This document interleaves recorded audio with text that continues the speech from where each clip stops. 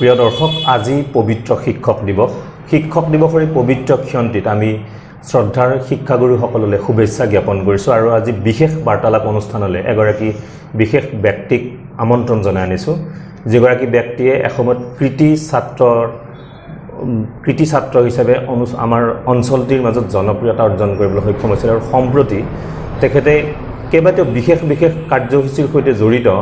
আমি কথাৰ মাজে মাজে তেখেতৰ বিষয়ে গম পাই যাম, আপোনালোকে গম পাব। আমাৰ মাজত আছে বাপুকণ চৌধুৰী।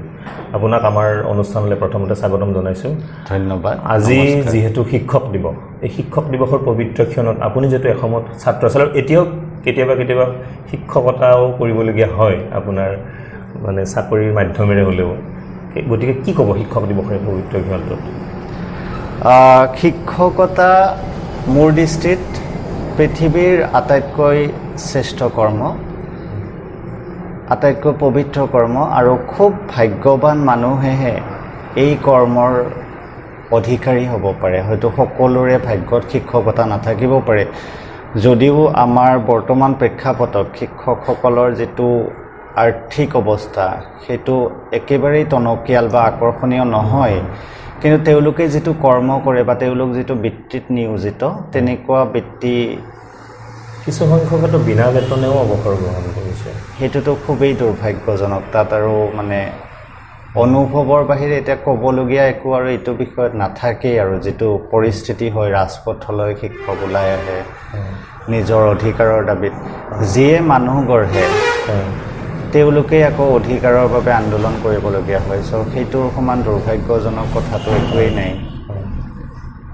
বাকী শিক্ষক দিৱস এই ক্ষেত্ৰত কিছু আজিৰ শিক্ষক দিৱসৰ এই ক্ষণটোত কিছু গুৰুত্ব প্ৰদান কৰিলে নিশ্চয় বেছি শিক্ষকসকল কিছু হয়, মই আশা কৰোঁ আৰু আশাবাদীও। কাৰণ যিসকলে মানুহ গঢ়ে তেওঁলোকৰ স্থান আচলতে সমাজৰ সৰ্বোচ্চ স্থানত হ'বগৈ লাগে। চ' তেওঁলোকক সেই স্থানটো দিব লাগে। যদিও তুমিও আছিলা বা ময়ো আছিলোঁ, আমি প্ৰত্যেকজনেই ছাত্ৰ আছিলোঁ এটা সময়ত, আমি বেলেগ নোৱাৰিলেও শিক্ষকক শ্ৰদ্ধা কৰোঁ। আৰু সেইখিনিকেই বহুত শিক্ষকে নিজৰ প্ৰাপ্তি বুলি ভাবিও, নিজৰ কৃতকাৰ্যতা বুলি ভাবে যে অন্তত ছাত্ৰসকলে সন্মানটো দিছে বা ৰাখিছে। কিন্তু সেইখিনিয়ে যথেষ্ট নহয়। তেওঁলোকৰ আৰ্থিক অৱস্থা, তেওঁলোকৰ চাকৰিৰ যিবিলাক নিয়মীয়াকৰণ বা যিবিলাক অসুবিধাত পৰি আছে, সেইখিনিও যদি মানে সম্পূৰ্ণ কৰা হয়, তেতিয়া ভাবোঁ মই নিশ্চিতভাৱে আমাৰো মনটো ভাল লাগিব। কাৰণ কিয়, আমিওতো বহু শিক্ষকৰ শিক্ষাৰ ফলতে আজি এই দিনটো দেখিছোঁ। গতিকে তেনেকুৱা মোৰ অনুভৱটো আজি শিক্ষক দিৱসৰ দিন। শিক্ষক ছাত্ৰৰ যিটো সম্পৰ্কৰ কথা আহে আজিৰ সময়ত, আজিৰ প্ৰজন্মই সেইটো কেনেভাৱে আগবঢ়াই নিয়া বুলি আপুনি ভাবে আগৰ তুলনাত এতিয়া? বহুতে বিষয়টো সাধাৰণীকৰণ কৰে, মানে জেনেৰেলাইজ কৰে যে আজিৰ তাৰিখত শিক্ষক আৰু ছাত্ৰৰ মাজৰ সম্পৰ্কটো নোহোৱা হৈ গৈছে বা যথেষ্ট ব্যৱধান এটা যান্ত্ৰিক বা ব্যৱধান এটাৰ সৃষ্টি হৈছে। এই বস্তুটো মোৰ অকণমান ক'বলগীয়া আছে। তাৰমানে কি, যদি আমি যোগাত্মকভাৱেৰে চাওঁ তেতিয়াহ'লে আমি প্ৰত্যেকটো বস্তুত যোগাত্মকতাই দেখা পাম, আৰু যদি আমি নেতিবাচক ৰূপত চাওঁ তেতিয়াহ'লে প্ৰত্যেকটো বস্তু নেতিবাচক হিচাপত দেখা পাওঁ। আজি যদি শিক্ষক আৰু ছাত্ৰৰ ব্যৱধানটো যদি বাঢ়িছে বা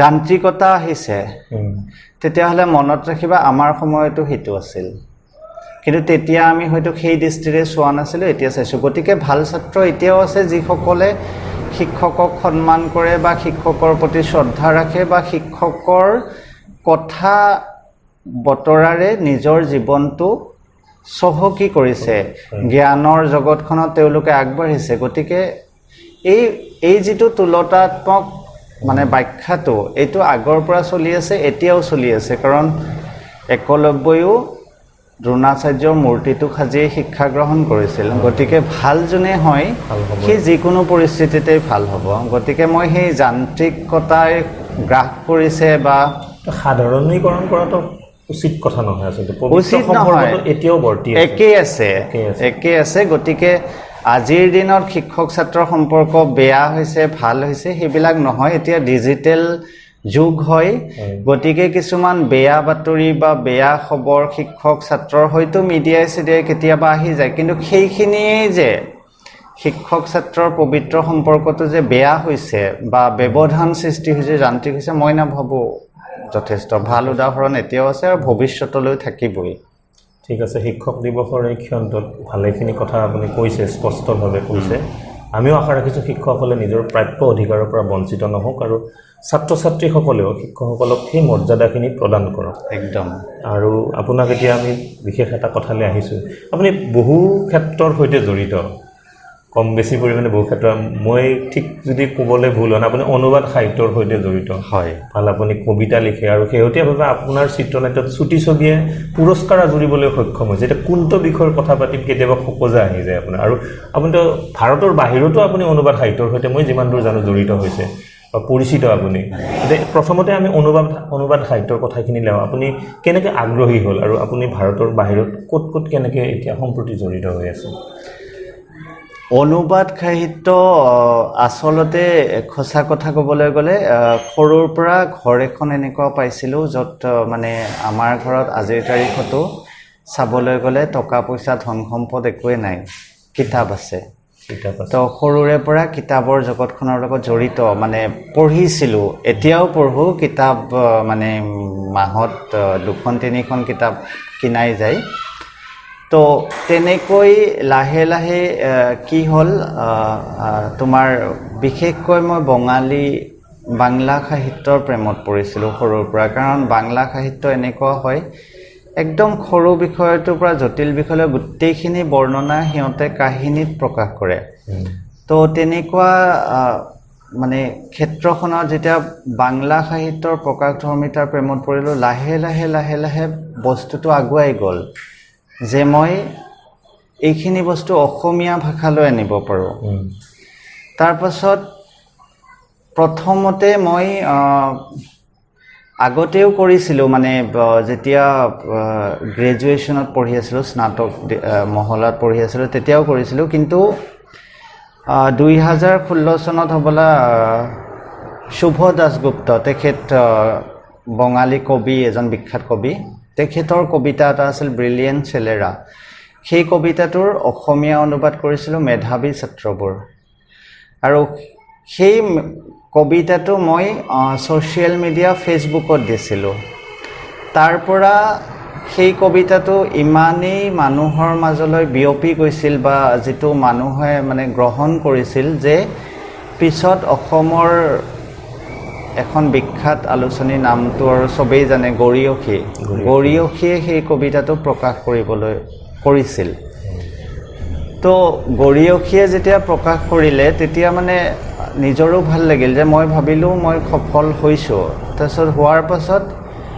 লাহে লাহে ফৰাচী ভাষাৰ কবিতা তাৰপিছত পোলেণ্ডৰ পলিছ ভাষাৰ কবিতা যিবিলাক বিদ্ৰোহী কবিতা আছে সেইবিলাকৰ মানে কবিতাবিলাককো মই অনুবাদ কৰিবলৈ আৰম্ভ কৰিলোঁ কাৰণ আজিকালি আপুনি অৰিজিনেল ভাষাটোৰ কবিতাটো গুগল ট্ৰান্সলেটৰত ইংৰাজীলৈ নিব পাৰে ইংৰাজীৰ পৰা তেতিয়া অসমীয়া কৰিব পাৰে তো তেনেকুৱাকৈ জাৰ্মান ভাষাৰ কবিতা সেনেকৈ বহুত কবিতা অনুবাদ কৰিলোঁ আৰু আজিৰ তাৰিখত দৈনিক অসম বা প্ৰতিদিন খবৰ কাগজত নিয়মীয়াকৈ হয় তেওঁলোকে প্ৰকাশ কৰিছে যথেষ্ট গুৰুত্ব বাংলাদেশৰো কিবা কিবি আপুনি বাংলাদেশৰ আটাইতকৈ বেছি কৰিছোঁ আৰু আজিৰ তাৰিখত ভাল লগা কথা এইটোৱেই যে বাংলাদেশ আৰু পশ্চিমবংগৰ যিখন কবি সমাজ মানে বাংলাদেশৰ কবি সমাজ আৰু পশ্চিমবংগৰ কবি সমাজ তেওঁলোকে অন্তত মোক স্বীকৃতিটো দিবলৈ আৰম্ভ কৰিছে যে তেওঁলোকৰ কবিতা যেতিয়া মই আৰু এটা ভাষালৈ নি আছোঁ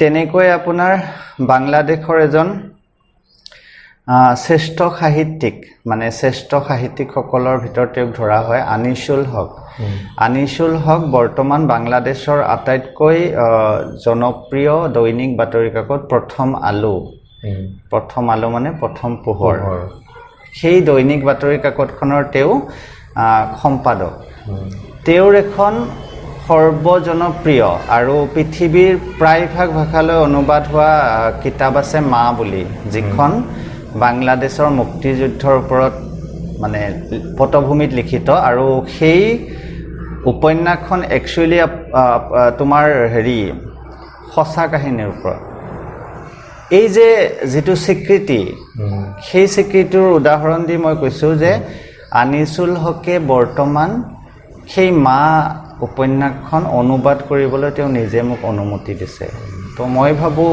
এনেকৈ প্ৰাপ্তি আৰু এনেকৈয়ে হয়তো মানুহৰ মাজত কৰ্মখিনি বিয়পি যায় ঠিক আছে মই আপোনাৰ লগত আৰু কথা পাতিম প্ৰিয় দৰ্শক এই মুহূৰ্তত লৈছোঁ এটি বাণিজ্যিক বিৰতিৰ পিছত আমি পুনৰ বিশেষ বাৰ্তালাপৰ পৰৱৰ্তী অংশলৈ উভতি আহিম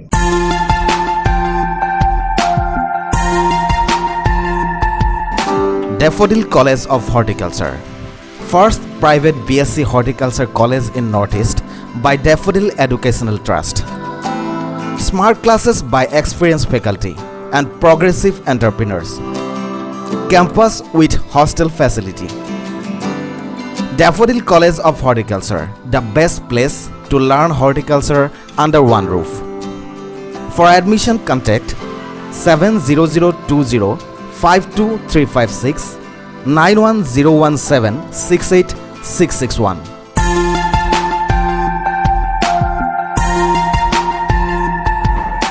প্ৰিয় দৰ্শক বাণিজ্যিক বিৰতিৰ পিছত বিশেষ বাৰ্তালাপলৈ আপোনালোকক পুনৰবাৰ স্বাগতম জনাইছোঁ আজি আমাৰ সৈতে আছে বাপুকণ চৌধুৰী তেওঁৰ সৈতে আমি বিভিন্ন ক্ষেত্ৰৰ কথা পাতি আছোঁ আপোনাক পুনৰবাৰ আমাৰ অনুষ্ঠানলৈ স্বাগতম জনাইছোঁ আপুনি যেটো অনুবাদ সাহিত্যৰ কথা কৈছে কবিতা অনুবাদৰ কথা কৈছে আপোনাৰ প্ৰিয় কবিতা এতিয়া আপুনি অনুবাদ কৰা অন্য ভাষাৰ পৰা আমাৰ অসমীয়া ভাষালৈ অনুদিত কবিতা কেইফাকিমান যদি আপুনি আমাক এই মুহূৰ্তত পাঠ কৰি দিয়ে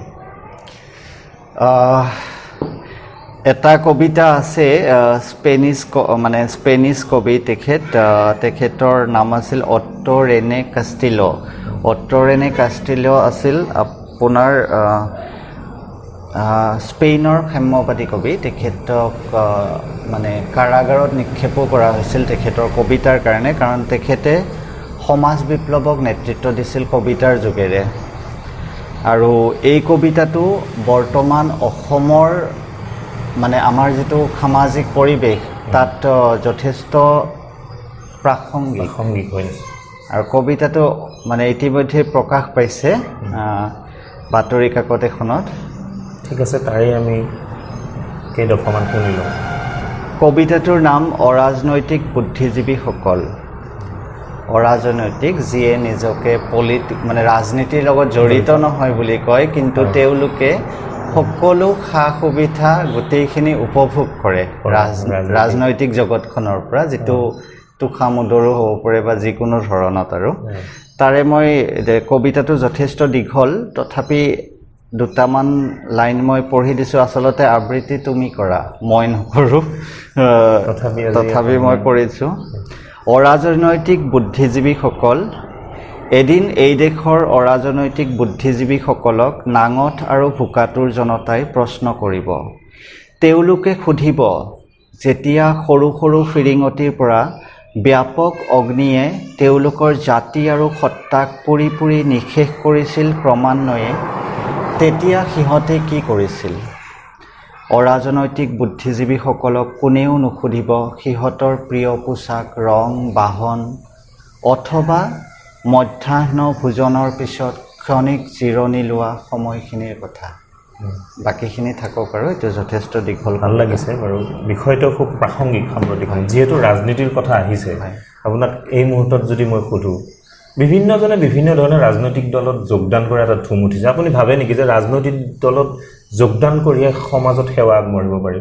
আৰু এগৰাকী সাধাৰণ নাগৰিক হিচাপে আপুনি কি ভাবে এই ক্ষেত্ৰত ধৰক শিল্পী গৈছে কোনোবা বিশেষ দলৰ পৰা বিশেষ দললৈ আহিছে আন দলৰ পৰা ইটো দললৈ এইটো খুব চৰ্চা হৈ আছে এই মুহূৰ্তত অসমত আৰু যিহেতু নিৰ্বাচন সমাগত আপুনি কি ক'ব খোজে এই ক্ষেত্ৰত সাধাৰণ নাগৰিক হিচাপে কৈছোঁ যিহেতু ভাৰতীয় সংবিধানে ভোটদানৰ অধিকাৰ মোকো দিছে আৰু সেইটোৱে মোৰ শ্ৰেষ্ঠ অধিকাৰ বুলি ভাবোঁ মই শিল্পী যোৱা প্ৰসংগতে খুব চৰ্চা লাভ কৰিছে আৰু আপুনি চিত্ৰকৰ ছবিও আঁকে যদিও শিল্পী বুলি আপুনি নিজে নকয় কিন্তু আপুনি ভাল ছবি আঁকে আমি দেখিছোঁ বহু সামাজিক মাধ্যম যোগে দি থাকে প্ৰতিটো মানে বিষয়তে আপুনি ছবি আঁকে আপোনাৰ দুটা প্ৰশ্ন তোমাৰ মই দুইটা প্ৰশ্নৰ উত্তৰ দিম প্ৰথম কথাটো হ'ল যে ৰাজনৈতিক ক্ষেত্ৰখনত নোযোৱাকৈ সামাজিক কাম কৰিব পাৰিনে নাই, প্ৰথম প্ৰশ্ন হয়নে? সেইটোৰ ক্ষেত্ৰত মই ক'ম, অহংকাৰ কৰা নাই, গৌৰৱ কৰা নাই। ৰাজনৈতিক ক্ষেত্ৰখনত নোযোৱাকৈ যদি সামাজিক কামৰ কথা কোৱা হয়, সামাজিক দায়িত্বৰ কথা কোৱা হয়, তেতিয়াহ'লে সেইজন ময়েই হয়। উদাহৰণ আমিতো কৰি আছো বহুতখিনি, তুমি কৰি আছা। বাহিনীৰ সৈতেও জড়িত হয়, সেইটো এটা আমি গাঁওৰক্ষী বাহিনীৰ সৈতে জড়িত। আৰু 2014 চনত মানে সদৌ অসম ভিত্তিত যিটো গাঁওৰক্ষী বাহিনীৰ মানে বছৰটোৰ কৰ্ম যিটো মূল্যায়ন হয়, সেই ক্ষেত্ৰত আমি শ্ৰেষ্ঠ গাঁওৰক্ষী বাহিনীৰ বঁটাও পাইছিলোঁ। তেতিয়া মই গাঁওৰক্ষী বাহিনীৰ উপসভাপতি আছিলোঁ আৰু বৰ্তমান মই সভাপতি। আমাৰ মানে শ্ৰদ্ধাৰ সভাপতিজন ঢুকাল, তো এতিয়া মই সভাপতি হিচাপে দায়িত্ব লৈ আছোঁ। তো সেইটোতো সামাজিক কৰ্ম হয়। গতিকে মই নাভাবোঁ যে শিল্পী, কলা কুশলী বা যিকোনো মানুহে অকল যে ৰাজনৈতিক ক্ষেত্ৰখনত গ'লেহে কিবা এটা কৰিব পাৰি। আচলতে এই যে কিবা এটা কৰিব পৰাটো, এইটো এটা মানসিক ধাৰণা। মানসিক উদ্যম, সাহস আৰু হেঁপাহ যদি থাকে, তেতিয়াহ'লে সমাজৰ যিকোনো স্তৰতে বা যিকোনো পৰিস্থিতি পৰিৱেশতেই মানুহ এজন সমাজৰ প্ৰতি নিজৰ দায়বদ্ধতা প্ৰমাণ কৰিব পাৰে। তাৰ কাৰণে কোনো ৰাজনৈতিক বেনাৰ নালাগে। দ্বিতীয় প্ৰশ্নটো কৰিছিলা শিল্পীৰ প্ৰসংগত। শিল্পীৰ ক্ষেত্ৰত ক'বলগীয়া মোৰ নাই, কাৰণ কিয় শিল্পী যিটো শব্দ, সেইটো আচলতে মই বা তুমি নিজকে শিল্পী ক'ব নোৱাৰা। এইটো হ'ল এটা শিল্পী আচলতে এটা স্বীকৃতি হয়। শিল্পী শব্দটো সেইটো ৰাইজে দিব। নিজকে মই শিল্পী বুলি ক'ব নোৱাৰোঁ। হয়, মই ছবি আঁকো, মই চিত্ৰকৰ, মই গল্প লিখিছোঁ, মই গল্পকাৰ, মই কবিতা লিখিছোঁ, মই কবি। কিন্তু মই ছবি আঁকো কাৰণেই মই চিত্ৰশিল্পী হৈ নাযাওঁ, সাহিত্যিক। এইবিলাক স্বীকৃতি হয় যিটো ৰাইজেহে দিব। আৰু গণতন্ত্ৰত সেইটো ৰাইজৰ সম্পূৰ্ণ অধিকাৰ আছে, তেওঁলোকে কাক স্বীকৃতিটো দিব, কাক নিদিব। তো তেনেকুৱা ক্ষেত্ৰত মই নিজকে সাহিত্যিক, মই নিজকে কবি, মই নিজকে শিল্পী। কেতিয়াবা এনেকুৱা কথাও কিছুমান আহে, আপুনি সামাজিক মাধ্যমত এটা কিবা পোষ্ট কৰাৰ লগে লগে সাম্প্ৰদায়িকতাৰ বীজো কিছু কিছু ক্ষেত্ৰত এইটো কিছুমান আক্ৰমণ কৰে। আচলতে নিজৰ মনৰ ভাৱ খুবেই দুৰ্ভাগ্যজনক। আৰু এই বিষয়টো মোৰ লগতো বহুতবাৰ হৈছে, কাৰণ মোৰ ধৰ্মটোকো বহুত সময়ত লেঠিয়াই লৈ আৰু বহুত সময়ত বহুতেই ক'ব বিচাৰে যে আমাৰ যিটো চিন্তাধাৰা বা আমি ছ'চিয়েল মিডিয়াত যেনেকৈ নিজকে মানে দেখুৱাওঁ বা প্ৰেজেণ্ট কৰিছোঁ, উপস্থাপন কৰিছোঁ, সেইটোৰ আঁৰত যেন মই আচলতে বেলেগ। ক'ৰবাত নহয় ক'ৰবাত ধৰ্মীয় দৃষ্টিকোণেৰে মানুহে মানুহক চিনিবলৈ আৰম্ভ কৰিছে, যিটো খুবেই বিপদজনক। মই ভাবোঁ মানুহক মানুহ হিচাপেই ভাবক। প্ৰত্যেকৰতো ভাল বেয়া দুটা। মই মাজতে আমেৰিকান কবি এজনৰ কবিতা এটা অনুবাদ কৰিছিলোঁ, অন্তৰ্বাস বুলি। মানে অন্তৰ্বাস মানে আণ্ডাৰৱেৰ, যিটো আমি শৰীৰৰ আভ্যন্তৰীণ পোছাক বুলি কওঁ। তাতে সেই বস্তুটোকেই কোৱা হৈছিল সেই কবিতাটোত, যে ধৰ্ম আচলতে মানুহৰ আভ্যন্তৰীণ পোছাকহে হয়। ধৰ্মক যেতিয়া বাহ্যিক ৰূপলৈ নিয়া যায়, তেতিয়াই মানে বিভ্ৰাট আহে বা মানুহৰ মাজত ব্যৱধানৰ সৃষ্টি হয়। কাৰণ ধৰ্ম হ'ল নিজৰ জীৱনটো পৰিচালিত কৰিবলৈ, নিজকে সমাজত সুস্থ ৰূপত, ভাল ৰূপত প্ৰকাশ কৰিবলৈ যিখিনি আৰ্ট অফ লাইফ, জীৱন জীয়াই থকাৰ কলা এটা হয়। তো সেইটোকে যেতিয়া আমি বাহ্যিক ভাৱত এজনে আনজনক পৰিচয় হিচাপত গ্ৰহণ কৰিছোঁ, অমুকৰ ধৰ্ম অমুক হয়, মোৰ ধৰ্ম অমুক হয়, তেতিয়াই ব্যৱধানবিলাক আৰম্ভ হয়, যিটো মোৰ মতে উচিত নহয়। বাকী আৰু বিজ্ঞ মতামত দিয়াৰ অধিকাৰো মোৰ নাই, ইমানখিনি জ্ঞানো মোৰ নাই বা হেৰিও হোৱা নাই। এইখিনিৰ পৰা আঁতৰি থকাই ভাল। মই আঁতৰি থাকোঁ, সম্পূৰ্ণৰূপে আঁতৰি থাকোঁ। মানুহক মানুহৰ পৰিচয়ৰে বিচাৰোঁ, যেনেকৈ ৰবীন্দ্ৰনাথ ঠাকুৰে কৈছিল সবাৰ আচলতে ওপৰে শিক্ষা দীক্ষাই মানুহৰ মানসিক জীৱনটোক আগুৱাই নিনিয়ে, মানসিকভাৱেও মানুহ শিক্ষিত হ'ব লাগিব। আচলতে একদম সঁচা কথা। আজি যদি তুমি ভিতৰুৱা গাঁও এখনত যোৱা, যিখিনি 70-80 বছৰীয়া গাঁৱলীয়া মানুহ আছে, তুমি চাবা তেওঁলোকৰ হয়তো জীৱনত আনুষ্ঠানিক শিক্ষা কোনোদিনেই নাছিল, কিন্তু ৰাতিপুৱাৰ আকাশখন দেখিলেই ক'ব পাৰে কোনটো সময়ত কোনটো ক্ষণত বৰষুণ এজাক আহিব বা নাহিব, কিমান দিনলৈ বৰষুণ নাহিব। পথাৰত যেতিয়া হাল মাৰি মৈ দিয়া হয়, বোকাৰ ৰংটো দেখিয়ে তেওঁলোকে ক'ব পাৰে যে এইবছৰ কিমানখিনি ধান উৎপাদন হ'ব। নদীৰ গতিমতি দেখি গম পায় যে এইবাৰৰ বানপানী কেনেকুৱা ধৰণৰ হ'ব। আৰু তুমি মন কৰিছা, সৰুতে মকৰা জালৰ নিচিনা কিছুমান সূতা উৰি ফুৰিছিল, গছত লাগি থাকে, হেৰিত লাগি থাকে। সেই সূতাটোৰ অৱস্থিতি আৰু সি কিমান ওপৰত লাগি আছে, সেইটো চাইও সেই লোকসকলে ক'ব পাৰিছিল যে এইবাৰ বানপানী ভয়াৱহ হ'ব নে সাধাৰণ বানপানী হ'ব। তো জ্ঞানৰ কোনো সীমাবদ্ধতা নাই যে আনুষ্ঠানিক শিক্ষাইহে মানুহক জ্ঞানী কৰে, সেইটো মই নাভাবোঁ। মানে যিহেতু আজি শিক্ষক দিৱস, আপুনি শিক্ষকতাৰ সৈতেও জড়িত। হয়, কিহৰ সৈতে কেনেকৈ জড়িত সেইখিনি আমাৰ দৰ্শকক আপুনি ক'লে ভাল পাব। আপোনাৰ কবি অনুবাদ আৰু চুটি কথা ছবিৰ কথাখিনি দীঘলীয়া হ'ব আলোচনাটো বহুত, যিহেতু আজি শিক্ষক দিৱস, গতিকে সেইখিনিয়ে প্ৰাসংগিক হিচাপে মই সুধিছোঁ। আচলতে মই অপৰাধ বিশ্লেষণৰ লগত জড়িত। মানে অপৰাধ এটা যেতিয়া সংঘটিত হয়, সেই অপৰাধটোক এনালাইচিছ কৰি তাৰ পৰা বিভিন্ন মানে আমাৰ ন্যায়িক ব্যৱস্থাক সহায় কৰাটোৱে হ'ল আমাৰ মুখ্য কাম।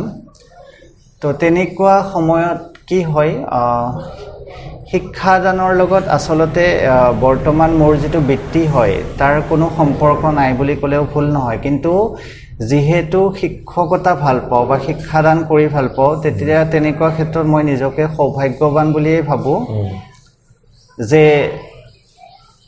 North eastern police academy Barapani, আপোনালোকে গ'লে দেখিব বৰাপানীৰ যিটো হ্ৰদটো আছে য'ত মানুহ যায়, লেকটো মেঘালয়ৰ, তাৰ কাষেৰে গ'লেই নৰ্থ ইষ্টাৰ্ণ পুলিচ একাডেমি পায়। আৰু মই MSc মানে স্নাতকোত্তৰ পৰীক্ষা দিহে আহিছিলোঁ, তেতিয়ালৈ মই ৰিজাল্টেই মোৰ ওলোৱা নাছিল। সেইখিনি সময়তেই মোক তালৈ নিমন্ত্ৰণ কৰি নিয়া হৈছিল অতিথি প্ৰবক্তা হিচাপত। প্ৰায় 2.5 বছৰ 3 বছৰ কাল মই তাতে মানে এতিয়াও জড়িত, এতিয়াও মাজে মাজে যাবলগীয়া হয়। যিসকল আৰক্ষী তেওঁলোকক অপৰাধ অনুসন্ধানৰ ক্ষেত্ৰত প্ৰশিক্ষণ দিব লাগে, বিভিন্ন ধৰণৰ যিটো বৈজ্ঞানিক পদ্ধতি আছে। তাৰপাছত দেৰগাঁও পুলিচ প্ৰশিক্ষণ মহাবিদ্যালয়, তাতো আজি প্ৰায় নহয়, তেওঁলোকক পঢ়ুৱাবই লগা হয়। মোতকৈ যথেষ্ট বয়সস্থ অভিজ্ঞ ব্যক্তি তেওঁলোক। আৰু এইটো এটা সুকীয়া অভিজ্ঞতা আচলতে, এইটো সুকীয়া অভিজ্ঞতা আৰু আটাইতকৈ ভাল লগা অভিজ্ঞতা। কাৰণ মোৰ খুৰাৰ বয়সৰ, মোৰ মোমাইদেউৰ বয়সৰ মানুহ এজনক যেতিয়া মই শিক্ষাদান কৰা হয়, আমাৰ সোণাপুৰৰে এজন আছে আৰক্ষী বিষয়া, তেখেতক আমি সৰুৰ পৰা দাদা বুলি মাতিছিলোঁ। এদিন মই দেৰগাঁও পুলিচ প্ৰশিক্ষণ মহাবিদ্যালয়ত পাঠদান কৰিবলৈ গৈছিলোঁ নিমন্ত্ৰণ ক্ৰমে। তেতিয়া শ্ৰেণীকোঠাত দেখিলোঁ দাদাজনক। তো এই অভিজ্ঞতাবিলাক যথেষ্ট ভাল লাগে। আৰু যেতিয়া বয়স্ক ব্যক্তিসকলে জানিবলৈ আগ্ৰহ কৰে, হেৰি কৰে, তেওঁলোকে এইটো নাচায় যে ল'ৰাজন সৰু ল'ৰা, তো তেওঁলোকে যথেষ্ট আগ্ৰহ, তেতিয়া মানে নিজৰো লাগে যে হয় ক'ৰবাত নহয় ক'ৰবাত হয়তো কিবা এটা কিঞ্চিত সফলতা এটা পাইছোঁ।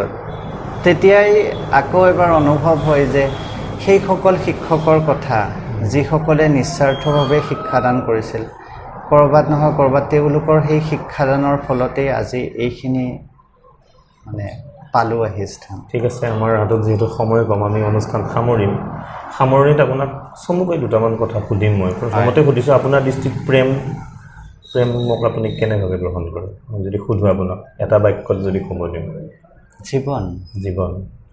প্ৰেম নাথাকিলে জীৱনটো কেনেকৈ থাকিব? আৰু আপোনাৰ প্ৰেৰণাৰ উৎস কি আছে নেকি কোনোবা সেনেকুৱা? সেইটো ৰাজহুৱাভাৱে প্ৰকাশ কৰিবলৈ মই আগ্ৰহী আছে নে নহয়। মই সুধিছোঁ আচলতে, আছে বা নাই? আছে, আছে। মানুহে হয় ন, যন্ত্ৰটো নহয় যে নাথাকিব, আৱেগ অনুভূতি নাথাকিব তেনেকুৱা নহয়, আছে। প্ৰেৰণা দিয়ে বহুত ভাল আপোনাৰ নতুন সৃষ্টিৰ প্ৰতি আগ্ৰহী। হয় হয় এইটো তেওঁকো এটা আচলতে আমাৰ এই অনুষ্ঠানৰ যোগেদি ধন্যবাদ দিয়াৰ প্ৰয়োজন আছে নিশ্চয়। দিব পাৰে। সুন্দৰ সুন্দৰ ময়ো বাৰু তেওঁলৈ লিখা। পঠিয়াই দিম, এইখিনি আগবঢ়াই দিম। গতিকে আমি অনুষ্ঠান সামৰিম। শেষত আপোনাক সোধো, আপুনি আগন্তুক দিনবোৰত আপুনি নিজকে কি হিচাপে চাব বিচাৰে আহি থকা দিনবোৰত? সেইটো যদি মই সোধোঁ। এইটো প্ৰশ্ন বহুতেই সোধে মোক, মানে ধৰক আপোনাৰ আদৰ্শ ব্যক্তি কোন, আপুনি কাৰ জীৱনৰ পৰা অনুপ্ৰেৰণা পায়? মই সদায় এটা উত্তৰেই দি আহিছোঁ যে মোৰ আদৰ্শ ব্যক্তি ময়ে হয়। মই নিজকে সাংঘাতিক ভাল পাওঁ। আগন্তুক দিনবোৰত মই নিজকে ক'ত বিচাৰোঁ যদি কোৱা হয়, তেতিয়াহ'লে ক'ম আজি মই যিখিনি আছোঁ ইয়াতকৈ লাগিলে আৰু অলপ ওপৰলৈ যাম, কিন্তু মই তললৈ আহিব নিবিচাৰোঁ। মই যেনেকুৱা হয় সেনেকুৱাই যাতে নেদেখাজনে ঈশ্বৰে মোক তেনেকুৱাই ৰাখে, সিমানখিনি মোৰ মানে আশা আৰু জীৱনটোৰ প্ৰতি। শেষত আমাৰ দৰ্শকসকললৈ আপুনি কিবা ক'ব খুজিব নেকি সামৰণিত, বা সমাজ ব্যৱস্থাৰ সন্দৰ্ভত, বা আজি শিক্ষক দিৱস, সকলো সামৰি শেষত আপোনাক যদি শিক্ষক দিৱসৰ ওপৰতেই কৈছোঁ, মানে সংবাদ লহৰৰ সমূহ দৰ্শকক, শিক্ষকক সন্মান কৰক। সংস্কৃতত এটা শ্লোক আছে যে কোনো ব্যক্তিয়ে যদি জীৱনত আপোনাক এটা শব্দও শিকাইছে, তেতিয়াহ'লে পৃথিৱীত এনেকুৱা একো বস্তু নাই যিটো উভতাই দি, যিটো দি পেলাই আপুনি সেই ধাৰৰ পৰা, ঋণৰ পৰা মুক্ত হ'ব পাৰিব। তেনেকুৱা ক্ষেত্ৰত আমি শিক্ষকসকলৰ ওচৰত কিমান ঋণী হয় আমি নিজেও নাজানো। যিসকল মানুহে জ্ঞানৰ জগতখনৰ লগত বা পৃথিৱীৰ যিটো ভাল ৰূপ সেইটোৰ লগত আমাক পৰিচিত কৰাইছিল, তেওঁলোকৰ সেই অৰিহণা বা অৱদানটোক আমি একোৰেই ধাৰ খুজিব নোৱাৰোঁ, যেনেকৈ মাতৃদুগ্ধৰ ধাৰ খুজিব আমি নোৱাৰোঁ। গতিকে তেওঁলোকক সন্মান কৰক। সন্মানটোতেই যথেষ্টখিনি তেওঁলোকৰ প্ৰতি আমাৰ যিটো সামাজিক দায়বদ্ধতা সেইটো থাকি যাব। আৰু দ্বিতীয় কথাটো, বহুত ধৰণৰ বিতৰ্ক হয়, যিহেতু এতিয়া ডিজিটেল যুগ হ'ল, ছ'চিয়েল মিডিয়াৰ যোগেৰেও বহুত ধৰণৰ সামাজিক বিভেদৰ বাণী বিয়পি যায়, বা কিছুমান নেতিবাচক মানুহ আছে, তেওঁলোকৰ চিন্তাধাৰাই আমাৰ বিভিন্ন স্তৰত স্পৰ্শ কৰেগৈ। কিন্তু সদায় মনত ৰাখিব, আকৌ এবাৰ কৈছোঁ, ৰবীন্দ্ৰনাথ ঠাকুৰৰ এটা উক্তি আছিল যে সবাৰে ওপৰে মানুহ সত্য, অৰ্থাৎ সকলোৰে ওপৰত মানুহেই সত্য হয়, চূড়ান্ত সত্যটোৱে হ'ল মানুহ। গতিকে মানুহৰ যিটো মানৱীয় সম্বন্ধ সেইটোকেই বজাই ৰাখকচোন, আৰু তাৰ মাজতেই দেখিব যে পৃথিৱীখন এতিয়াও সুন্দৰ হৈয়ে আছে। ধন্যবাদ জনাইছোঁ আপোনাক। আজিৰ এই বিশেষ দিনত ভালেখিনি কথা আপুনি দৰ্শকসকলক ক'লে। প্ৰিয় দৰ্শক, আজিৰ শিক্ষক দিৱসৰ পবিত্ৰ দিনটোত বিশেষ বাৰ্তালাপত আমাৰ সৈতে আছিল এগৰাকী যুৱ কবি, অনুবাদক, চলচ্চিত্ৰ পৰিচালক, স্ক্ৰিপ্ট ৰাইটাৰকে ধৰি অন্যান্য বহু ক্ষেত্ৰৰ সৈতে জড়িত যুৱক বাপুকণ চৌধুৰী। আজিৰ বিশেষ বাৰ্তালাপৰ পৰা মই বিদায় লৈছোঁ। পৰৱৰ্তী বিশেষ বাৰ্তালাপত এনে এগৰাকী বিশেষ ব্যক্তিৰ সৈতে আপোনালোকক পৰিচয় কৰাই দিয়াৰ প্ৰয়াস কৰিম। আজিলৈ সামৰিছোঁ। ধন্যবাদ।